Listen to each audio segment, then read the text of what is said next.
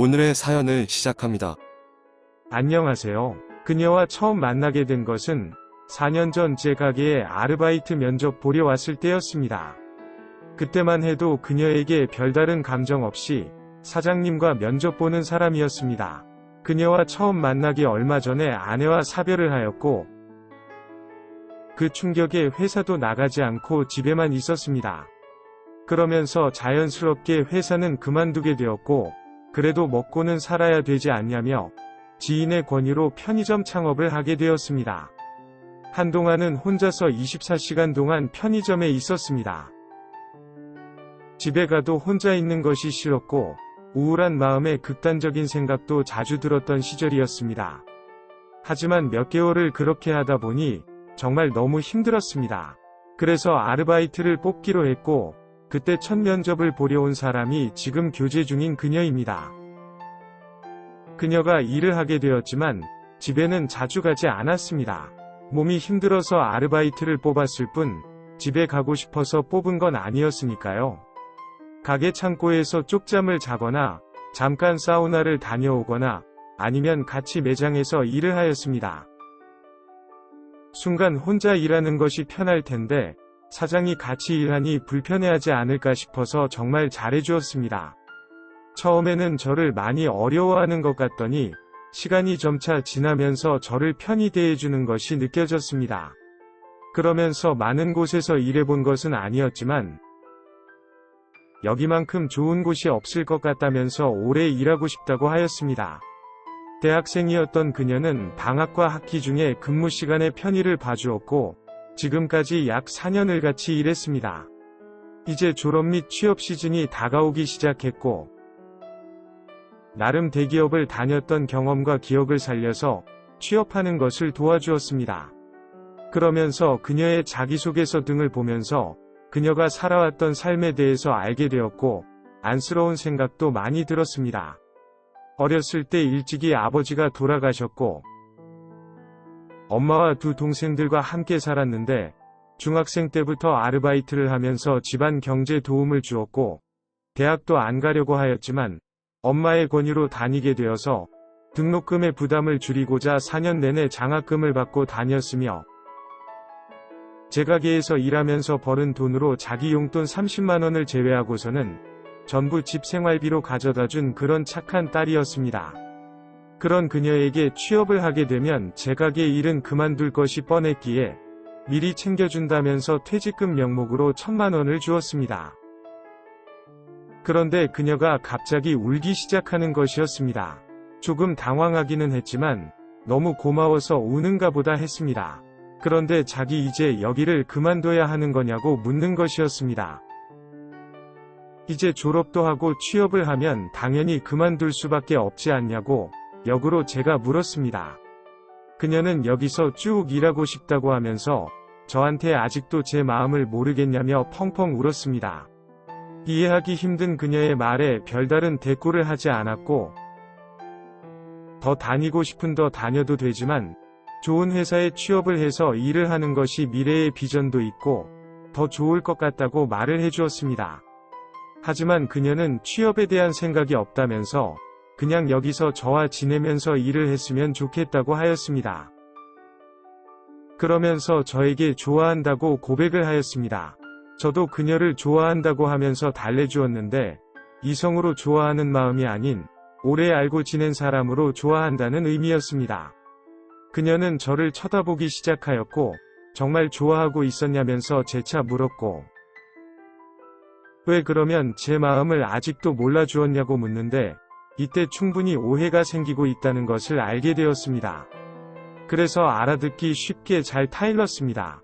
나이차도 많이 나고 저는 이미 한 번 결혼을 했었고 좋아한다는 말도 오래 알고 지낸 어른으로서 한 말이지 남녀의 이성적인 감정으로 한 말이 아니라고 하였습니다. 아버지뻘 되는 나한테 네가 가지고 있는 좋아하는 감정은 어릴 때 학교 선생님을 좋아하는 그런 감정이니 나보다 더 멋지고 좋은 남자는 만나서 사랑을 하라고 하였습니다. 이런 제 말을 듣다가 아무 말도 없이 가게를 나가버렸고 제가 준 퇴직금 봉투도 놓고 갔습니다. 그날 이후로 출근도 하지 않았고 연락도 받지 않았습니다. 그렇게 그만두는 건가 싶어서 그 달까지 월급과 퇴직금을 그녀의 통장을 넣어주었습니다.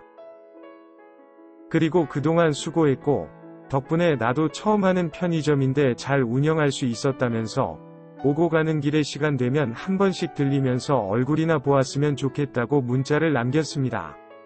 그날 새벽에 야간 근무를 서면서 졸고 있는데 가게 문을 힘차게 박차고 들어오는 것이었습니다. 졸다가 깜짝 놀라서 보니 만취한 그녀였습니다. 정말 너무하다면서 이러는 거냐며 한참 동안 술주정을 부렸고 어르고 달래서 일단 의자 앉히고 따뜻한 꿀물을 주었습니다.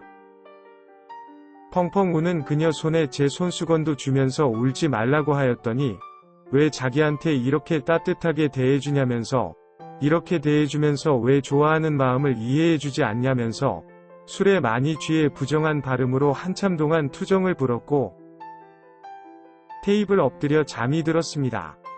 어디서 잃어버렸는지 그녀의 핸드폰은 찾을 수가 없었고 일단 그녀를 가게 창고 안에 있는 쉬는 방으로 옮겼습니다. 한참 지나고 일하고 있는데 그녀가 나왔습니다. 눈은 팅팅 붓고 머리는 산발되고 난리도 아니었습니다. 미리 사둔 듯 해장국을 다시 데펴서 먹으라고 주었습니다.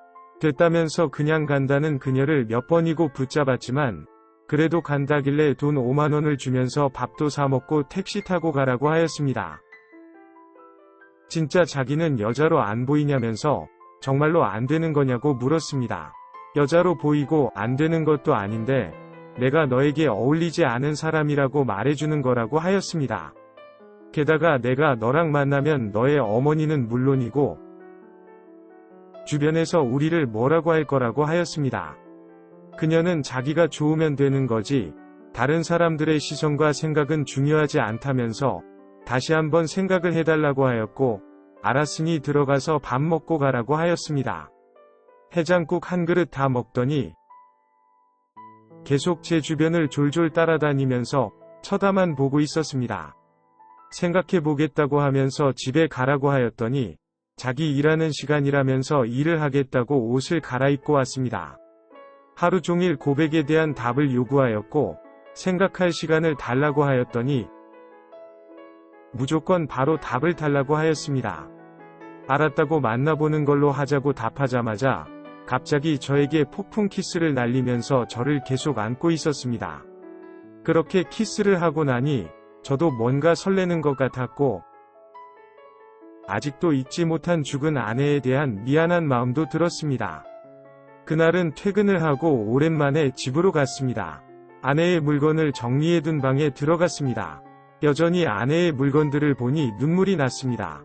아직도 아내를 보내주지 못했는데 여자를 만났다는 것이 저한테도 그녀한테도 잘못된 행동이라는 생각이 들었습니다.